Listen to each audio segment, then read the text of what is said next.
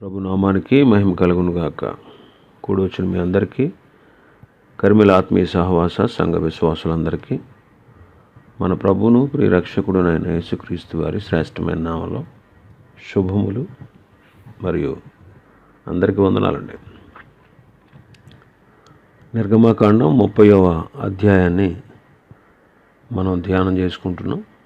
17వ వచనం నుంచి 21వ వచనం వరకు ఉన్న గంగాళము గురించి మనం ధ్యానం చేసుకుంటున్నాం. ఈ గంగాళము మన ప్రభు అయిన యేసుక్రీస్తుకు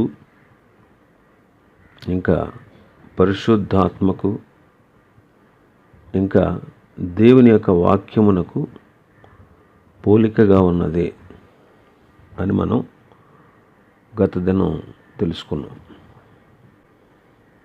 ఈ గంగాళానికి ప్రభు అయిన యేసుక్రీస్తు వారికి ఉన్న పోలికలు మనం చూస్తున్నాం. మొదటి పోలిక, గంగాళం ఎత్తడితో చేయబడింది. ఎత్తడి తీర్పును సూచిస్తూ ఉంది. మన ప్రభు అయిన యేసుక్రీస్తు మన కొరకు అన్యాయపు తీర్పు పొందిన వారే కొనిపోబడ్డారు. న్యాయంగా చూస్తే ఆ తీర్పు మనదే, కానీ మన ప్రభు అయిన యేసుక్రీస్తు మనకు బదులుగా ఆ శిక్ష ఆయన భరించారు. మన స్థానంలో నిలిచి మనకు బదులుగా బలైపోయారు. మనకు ఎంత గొప్ప రక్షణ, శాంతి, సమాధానాలు ఆయన దయచేశారు. రెండవ పోలిక, ఈ గంగాళానికి కొలతలు ఇవ్వబడలేదు. అలాగే ప్రభు అయిన యేసుక్రీస్తు వారి ప్రేమకు కూడా కొలతలు లేవు. ఆయన ప్రేమ జ్ఞానమునకు మించినది, అన్నిటినీ మించిన ప్రేమ, తల్లి ప్రేమ కంటే మించినది, స్నేహితుని ప్రేమ కంటే మించినది. యేసుక్రీస్తు ప్రభు తన ప్రాణం కంటే మనల్ని ఎక్కువగా ప్రేమించారు. అందుకే మన నిమిత్తం తన ప్రాణాన్ని పెట్టారు. క్రీస్తు ప్రేమ సాటి లేని ప్రేమ. ఇటువంటి ప్రేమ కలిగినటువంటి ప్రభువును మనం అన్నిటికంటే అందరికంటే ఎక్కువగా ప్రేమించాలి. ఈ రెండు విషయాలు గత దినం మనం ధ్యానం చేసుకున్నాం. మూడవ పోలిక, గంగాళము ప్రభు అయిన యేసుక్రీస్తుకు పోలికగా ఉన్నది అనే మాటను మనం ధ్యానం చేసుకుంటున్నాం. ఒకసారి 38వ అధ్యాయం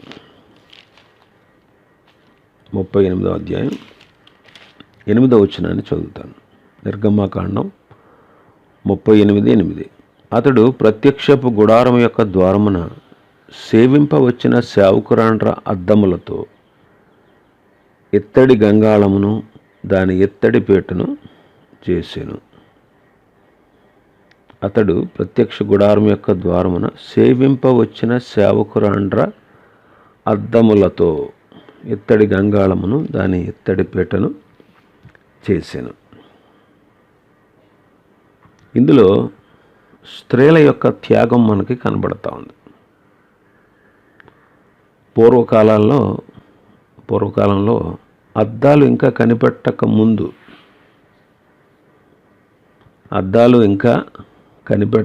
ముందు ఎత్తడిని బాగా పాలిష్ చేసి వాటిని అద్దాలుగా ఉపయోగించేవారట.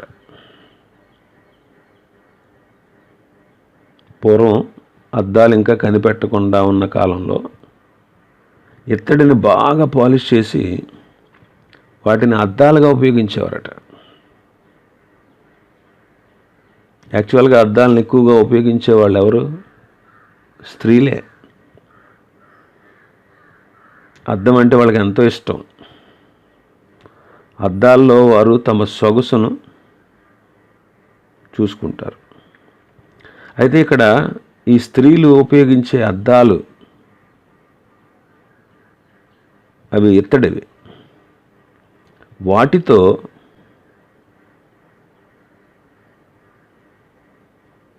ఈ వస్తువును తయారు చేశారు, గంగాళాన్ని తయారు చేశారు. అంటే స్త్రీలు తమ అద్దాలని దేవుని సేవ కోసం, దేవుని మందిరంలో ఉపకరణం చేయడం కోసం త్యాగం చేశారనమాట. త్యాగం చేశారు, ఈ సమర్పణ చేశారన్నమాట. ఈ స్త్రీల యొక్క సమర్పణ మెచ్చుకోదగినది. అలాగే యేసుక్రీస్తు ప్రభువారు కూడా మనలను ప్రేమించి మన కొరకు తన్ను తానే దేవునికి అర్పణగాను బలిగాను మన కోసం ఆయన సమర్పించుకున్నారు. ఎఫెసీ పత్రిక 5వ అధ్యాయం 2వ వచనం, 5:2, క్రీస్తు మిమ్మును ప్రేమించి పరిమళ వాసనగా ఉండుటకు మన కొరకు తన్ను తాను దేవునికి అర్పణగాను బలిగాను అప్పగించుకొనెను. మన ప్రభువైన యేసుక్రీస్తు సమర్పణ సాటిలేనిది. ఆనాడు స్త్రీలు తమ అద్దములను సమర్పించారు. అలాగే మన ప్రభువైన యేసుక్రీస్తు ఆయన అర్పించిన సమర్పణ, ఆయన త్యాగం సాటిలేనిది, మహోన్నతమైనది. పరలోకమందు పరిశుద్ధ దూతలలో ఉండుట, దేవునితో సమానముగా ఉండుట విడిచిపెట్టకూడని భాగ్యమని ఎంచుకోలేదు ఆయన. మనుషుని పోలికగా పుట్టి దాసుడుగాను రిక్తుడుగాను ఈ లోకానికి వచ్చి శాపగ్రస్తమైనటువంటి శిలువ మరణాన్ని తనంతట తానుగా ఆ శిలువ మరణం పొందుటకు అప్పగించుకున్నారు. అందుకే ఫిలిప్పీ పత్రికలో పౌలు గారు అంటారు, ఫిలిప్పీ పత్రిక 2వ అధ్యాయం 6వ వచనం నుంచి, ఆయన దేవుని స్వరూపము కలిగిన వాడై ఉండి దేవునితో సమానముగా ఉండుట విడిచిపెట్టకూడని భాగ్యమని ఎంచుకొనలేదు గాని మనుషుల పోలికగా పుట్టి దాసుని స్వరూపమును ధరించుకుని తన్ను తానే రిక్తునిగా చేసుకున్నాను. మరియు ఆయన ఆకారమందు మనుష్యుడిగా కనబడి మరణము పొందినంతగా, అనగా శిలువ మరణము పొందినంతగా విధేయత చూపిన వాడై తన్ను తాను తగ్గించుకున్నాను. మన ప్రభువు ఎంతో మహోన్నతుడు. అలాంటి ఆయన మన కోసం త్యాగం, సమర్పణ చేశారు. ఈనాడు మనం కూడా ప్రభు కొరకు, ఆయన పని కొరకు మన దేహాల్ని, మన ప్రాణాలని సమర్పించవలసిన వారంగా ఉన్నాం. అందుకే రోమపత్రిక 12:1 సజీవ యాగముగా మీ శరీరాలను ఆయనకి సమర్పించుకోండి.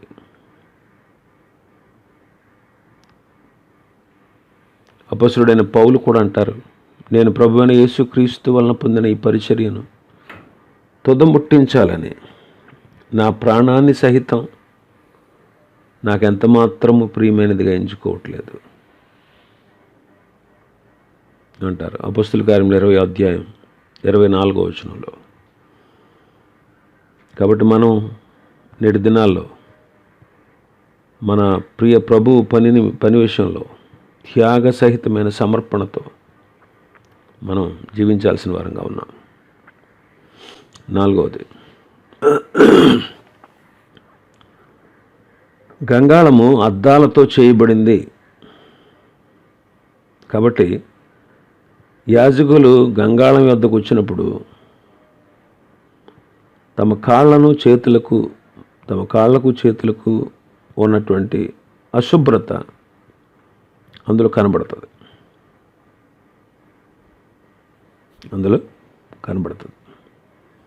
అందులో ఉన్న నీళ్లతో తమ కాళ్ళను చేతులను వాళ్ళు శుభ్రం చేసుకుంటారు.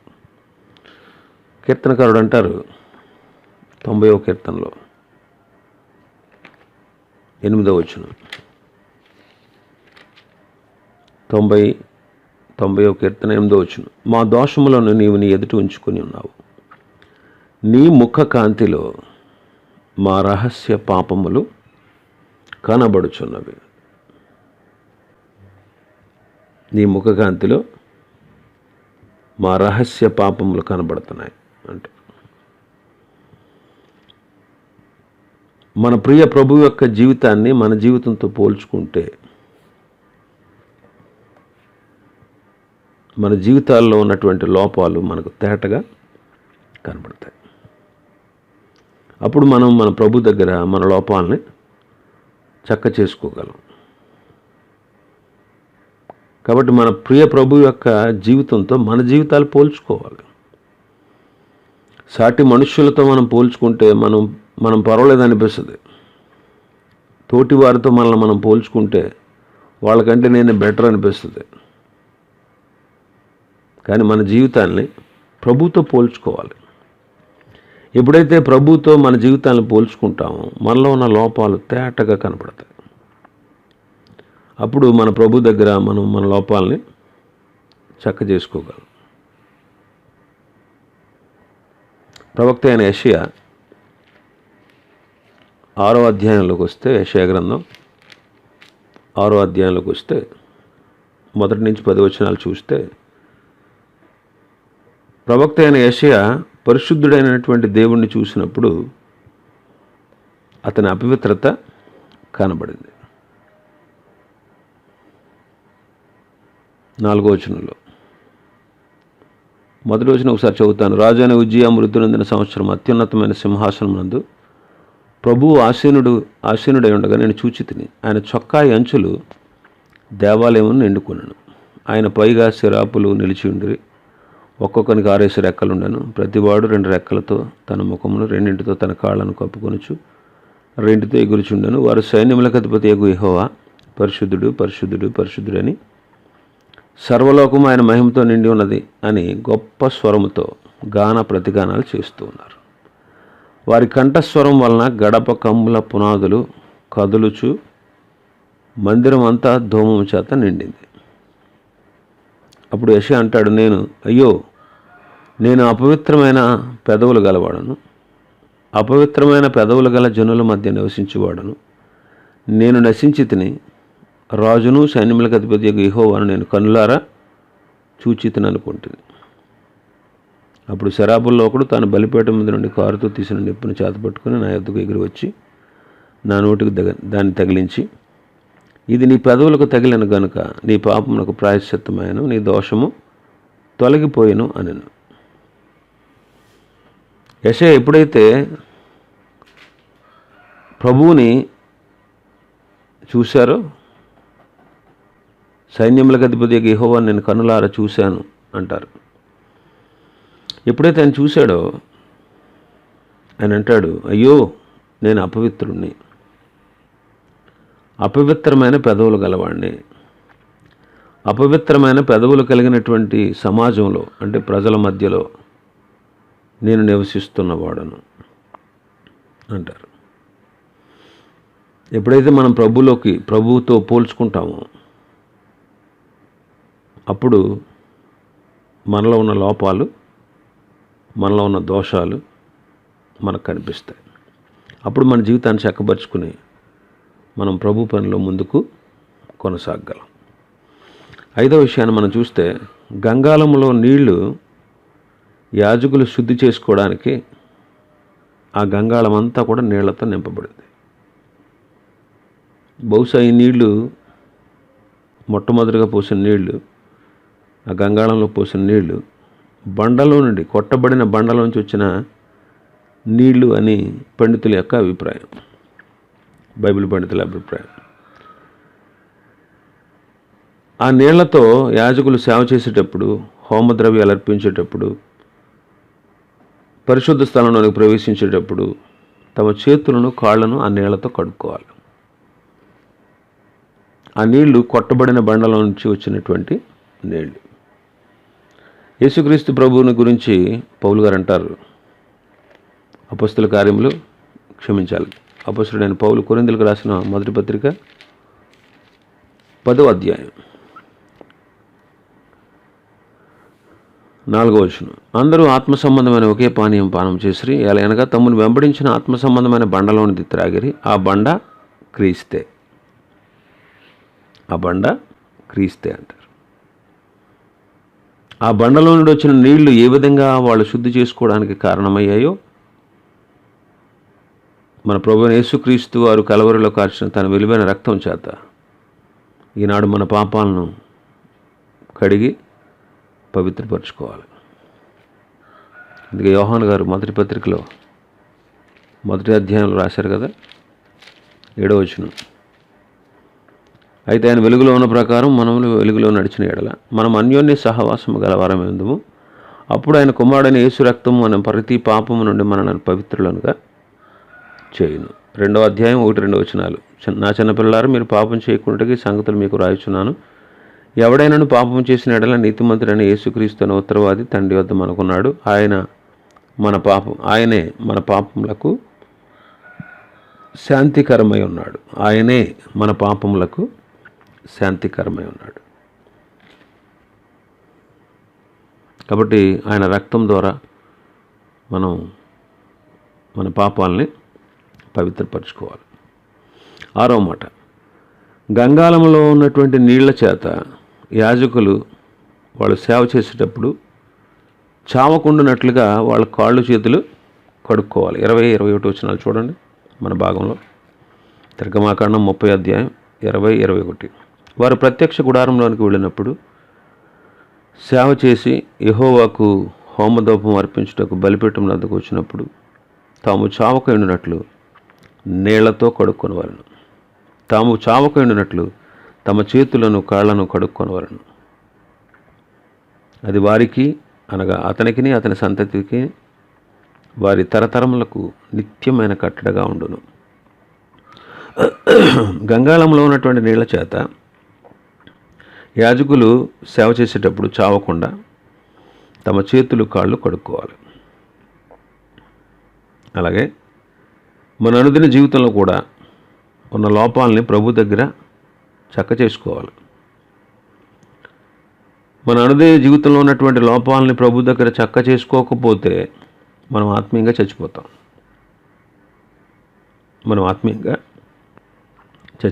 ఒకవేళ వాళ్ళ కాళ్ళు చేతులు కడుక్కోకుండా వెళ్ళిపోయారనుకోండి, వాళ్ళు చచ్చిపోతారు. అలాగే మనం కూడా మన అనుదిన జీవితంలో ఉన్నటువంటి లోపాలను చక్క చేసుకోకుండా కొనసాగించుకుంటున్నాం అనుకోండి, అలాగే వెళ్ళిపోతున్నాం అనుకోండి, చక్క చేసుకోవట్లేదు అనుకోండి, తప్పనిసరిగా మనం కూడా ఆధ్యాత్మికంగా చచ్చిపోతాం. 7వ మాట, వాళ్ళు కడుక్కోవడానికి వారికి అది తరతరములకు నిత్యమైన కట్టడ అంటాడు 21వ వచనంలో. అనగా అతనికిని అతని సంతతికిని వారి తరతరములకు నిత్యమైన కట్టడగా ఉండును. ఈనాడు మనం కూడా శరీరంతో ఉన్నాం. శరీరంతో ఉన్నంత కాలం కూడా మనలో ఉన్న లోపాలని ప్రభు దగ్గర ఒప్పుకుని చక్క చేసుకోవాలి. లోపాలు ఉంటాయి, లోపం లేకుండా ఏ మనిషి ఉండడు. మనం పాపం చేయలేదని చెప్పుకుంటే మనల్ని మనం మోసపుచ్చుకుంటాం, దేవుణ్ణి అబద్ధికునిగా చేస్తాం. కాబట్టి మనలో ఉన్న లోపాలని ప్రభు దగ్గర ఒప్పుకొని ఎప్పటికప్పుడు చక్క చేసుకోవాలి. 2వ పోలిక, గంగాళము పరిశుద్ధాత్మకు పోలికగా ఉంది అని చెప్పుకున్నాం. గంగాళము పరిశుద్ధాత్మకు పోలికగా ఉంది. అదేంటి చూద్దాం. మొదటి మాట, గంగాళం తుమ్మకర్రతో చేయబడింది కాదు. మందిరంలో అన్ని సామాన్లన్నీ తుమ్మకర్రతో చేశారు, దానికి బంగారు రేకు పొదిగించారు. తుమ్మకర్ర చేశారు, ఇత్తడితో కవర్ చేశారు. కానీ ఇక్కడ తుమ్మకర్రతో చేయబడింది కాదు, తుమ్మకర్ర లేకుండానే చేయబడింది. 2 వస్తువులు మాత్రం తుమ్మకర్ర లేకుండా చేయబడ్డాయి. అవి ఏంటంటే దీపవృక్షం, గంగాళం. తుమ్మకర్ర మన ప్రభువైన యేసుక్రీస్తు యొక్క మానవత్వానికి సూచనగా ఉందని చాలాసార్లు మనం చెప్పుకున్నాం. అయితే పరిశుద్ధాత్ముడు మానవత్వం కలిగిన వాడు కాదు, ఆయన కేవలము పరమాత్ముడు. కొరింథీయులకు రాసిన 2వ పత్రిక 3వ అధ్యాయం 17-18 వచనాలు. ప్రభువే ఆత్మ, ప్రభు యొక్క ఆత్మ ఎక్కడ ఉండునో అక్కడ స్వాతంత్ర్యము ఉండును. మనమందరము ముసుగులేని ముఖములతో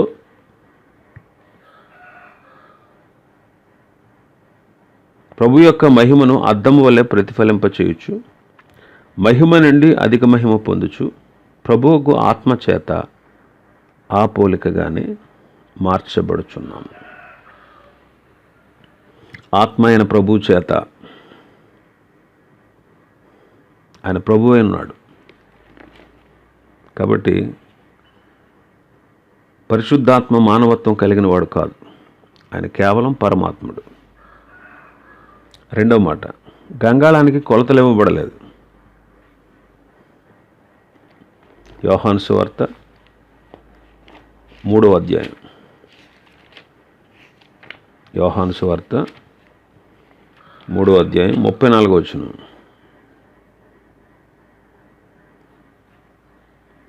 ఆయన సాక్ష్యమును అంగీకరించిన వాడు దేవుడు సత్యవంతుడు అన్న మాటకు ముద్ర వేసి ఉన్నాడు. ఎలాగనగా దేవుడు తాను పంపిన వానికి కొలత లేకుండా ఆత్మను అనుగ్రహించును గనుక ఆయన మాటలే పలుకును. కొలత లేకుండా తన ఆత్మను అనుగ్రహించేవాడు. 7వ అధ్యాయం మనం చూస్తే, 7వ అధ్యాయం 38, 39 వచనాలు చూస్తే, నా యందు విశ్వాసం ఉంచువాడు ఎవడో లేఖనము చెప్పినట్లు వాని కడుపులో నుండి జీవజల నదులు పారునని బిగ్గరగా చెప్పాను. తన యందు విశ్వాసం ఉంచువారు పొందబో ఆత్మను గూర్చి ఆయన ఈ మాట చెప్పాను.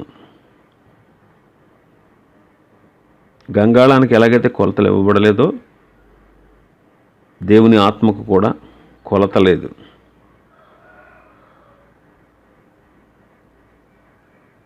వాడి కడుపులో నుండి జీవజల నదులు ప్రవహిస్తాయంట. ఇట్టి ఆత్మ కలిగినటువంటి మనం నదులు ఎలాగైతే ప్రవహించి అనేక ప్రాంతాలని ఫలభరితంగా చేస్తాయో, మనం కూడా మన ప్రియ ప్రభువును పోలి, అలాగే ఆనాటి అపోస్తలులను పోలి అనేక ప్రాంతాలను దర్శించి ఫలభరితమైనటువంటి సేవ చేసేవారుగా మనం ముందుకు కొనసాగాలి. మూడవది, గంగాళం చేసిన విధానాన్ని ఎలాగో చెప్పలేదు. గంగాళాన్ని ఎలా చేయాలో చెప్పలేదు. పరిశుద్ధాత్ముడు కూడా సృష్టించబడిన వాడు కాదు, అసలు ఆయనే సృష్టికర్త. పరిశుద్ధాత్ముడు కూడా ఎవరు చెప్పండి? సృష్టికర్త. నాలుగవది, గంగాళానికి మోతకర్రలు లేవు. గంగాళం మోసే విధానం ఎక్కడ చెప్పబడలేదు. గంగాళానికి మోతకర్రలు లేవు. ఈనాడు మనం కూడా గమనించాల్సింది ఏంటంటే, గంగాళం పరిశుద్ధాత్మకు సూచన కనుక మనం పరిశుద్ధాత్మ ద్వారా నడిపించబడాలి, కానీ మన ఇష్టానుసారంగా ఆయన నడిపించబడడు. ఆయన ఇష్టానుసారంగా మనం నడవాలి, అంతేగాని మన ఇష్టానుసారంగా ఆయన నడిపించబడాలని తలంచుకోకూడదు మనం. ఎందుకంటే పరిశుద్ధాత్ముడు మనల్ని సర్వసత్యంలోనికి నడిపించేవారు. యోహాను సువార్త 16వ అధ్యాయం 13వ వచనం అంటారు కదా, అయితే ఆయన అనగా సత్యస్వరూపమైన ఆత్మ వచ్చినప్పుడు మిమ్మల్ని సర్వసత్యంలోకి నడిపించును. ఆయన మనల్ని నడిపించేవారు సర్వసత్యంలోకి. గలతీ పత్రిక 5వ అధ్యాయం 25వ వచనం అంటారు, ఆత్మను అనుసరించి క్రమంగా నడుచుకుందాం అంటాడు భక్తుడు. కాబట్టి ఆయన క్రమంగా నడిపించేవాడు. రోమపత్రిక 8:14 అంటారు, దేవుని ఆత్మచేత ఎందరూ నడిపించబడతారో వారందరూ దేవుని కుమారులై ఉంటారు అంటాడు. రోమపత్రిక 8వ అధ్యాయం 26, 27 వచనాల్లో మనం ఎలా ప్రార్థన చేయాలో తెలియదు, కాబట్టి ఉచ్చరింప శక్యము కాని మూలుగులతో ఆయనే ఆత్మయే మన పక్షాన విజ్ఞాపన చేస్తున్నాడు అంటారు. ఇంకా మనల్ని ఆయన సేవలో నడిపించేవాడు. కాబట్టి పరిశుద్ధాత్ముడు, ఆయనకి మోతకర్రలు లేవు.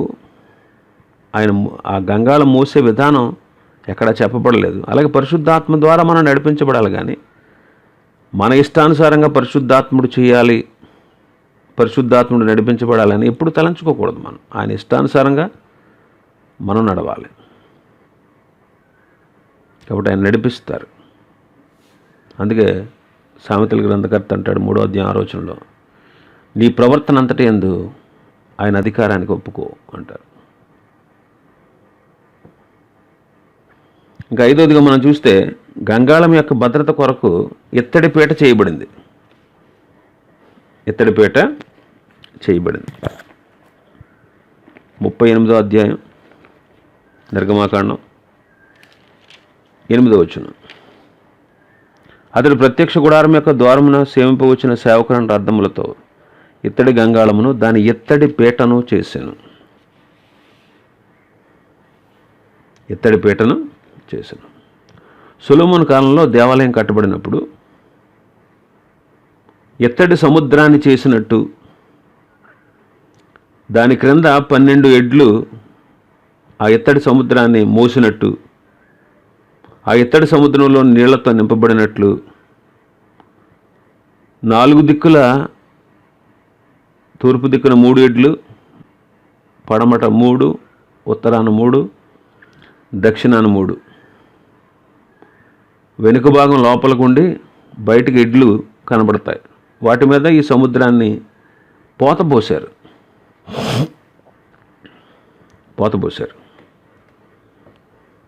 అలాగా ఆ 4 దిక్కుల 12 ఎడ్లు ఉంటాయి అన్నమాట.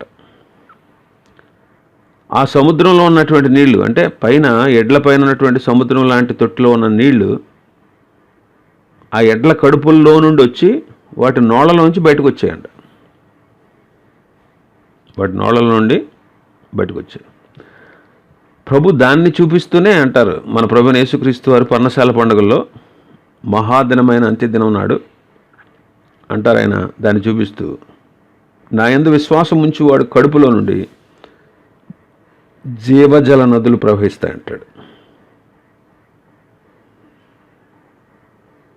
ఆ ఎడ్లు, ఆ 12 ఎడ్లు 12 మంది అపోస్తలులకు సూచనగా ఉన్నాయి.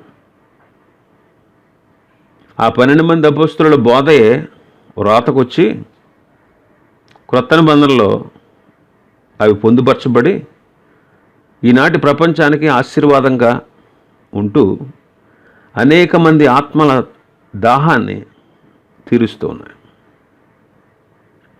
ఈ 12 మంది అపోస్తలుల బోధ వారికి ప్రభువే అప్పగించారు. అదే మత్తయి సువార్త 28వ అధ్యాయం అంటారు కదా ఆయన, మీరు సర్వలోకానికి వెళ్ళి సర్వసృష్టికి సువార్త ప్రకటించండి. మీరు సర్వలోకానికి వెళ్ళి సర్వసృష్టికి సువార్త ప్రకటించండి.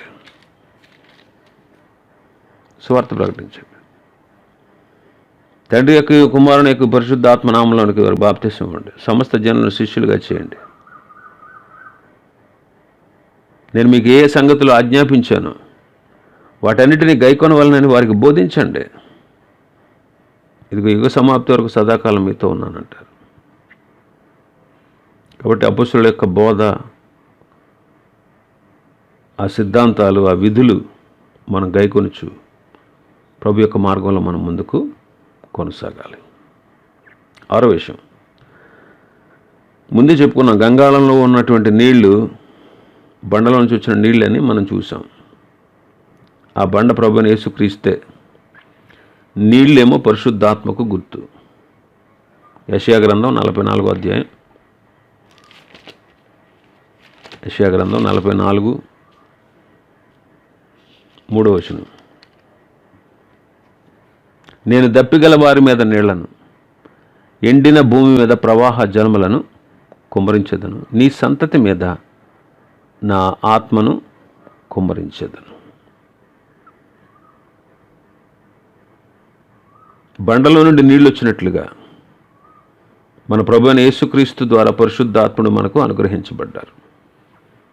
అందుకే యోహాను సువార్త 14వ అధ్యాయంలో ఆయన స్పష్టంగా చెప్తారు. యోహాను సువార్త 14వ అధ్యాయం 16-17 వచనాలు. నేను తండ్రిని వేడుకొందును, మీ యొద్ద ఎల్లప్పుడూ ఉండుటకై ఆయన వేరొక ఆదరణకర్తను, అనగా సత్యస్వరూపి ఆత్మను మీకు అనుగ్రహించును. లోకం ఆయనను చూడదు, ఆయనను ఎరగదు, కనుక ఆయనను పొందనేరదు. మీరు ఆయన ఎరుగుదురు, ఆయన మీతో కూడా నివసించును, మీలో ఉండును, మిమ్మల్ని అనాథలుగా విడువను. 26వ వచనం చూస్తే, ఆదరణకర్త అనగా తండ్రి నామమున పంపబో పరిశుద్ధాత్మ సమస్తమును మీకు బోధించి నేను మీతో చెప్పిన సంగతులన్నిటిని మీకు జ్ఞాపకము చేయును అంటాడు. 15వ అధ్యాయంలో మనం చూస్తే 26, 27 వచనాలు.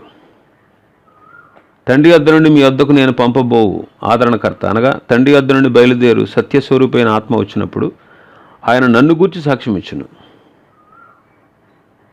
ఆయన నన్ను గూర్చి సాక్ష్యం ఇచ్చును. 16వ అధ్యాయం 7వ వచనం. అయితే నేను మీతో సత్యము చెప్పుచున్నాను, నేను వెళ్ళిపోవటం మీకు ప్రయోజనకరము. నేను వెళ్ళని ఎడల ఆదరణకర్త మీ వద్దకు రాడు, నేను వెళ్ళిన ఎడల ఆయనను మీ వద్దకు పంపుదును.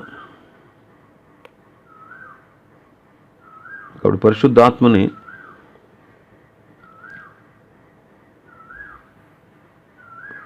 బండలోంచి నీళ్ళు ఎలాగైతే వచ్చి వారిని శుద్ధి చేశాయో,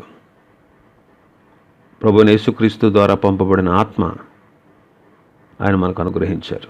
కాబట్టి నేడు మనం పరిశుద్ధాత్మ ద్వారా నడిపించబడి ప్రభు సేవలో మనం సాగిపోవాలి, ఆయన భక్తిలో మనం సాగిపోవాలి.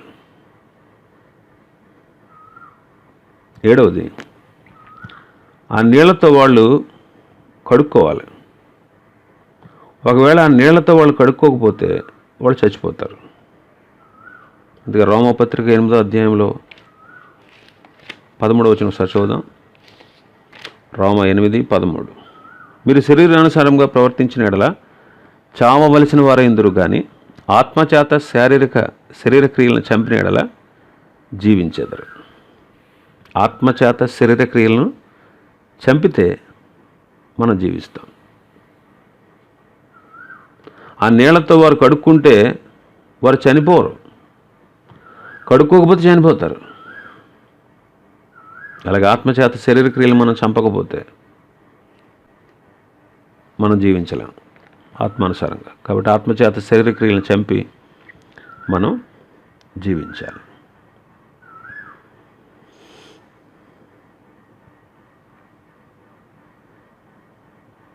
ఇవి గంగాళము గురించి నేర్చుకునేటువంటి విషయాలు.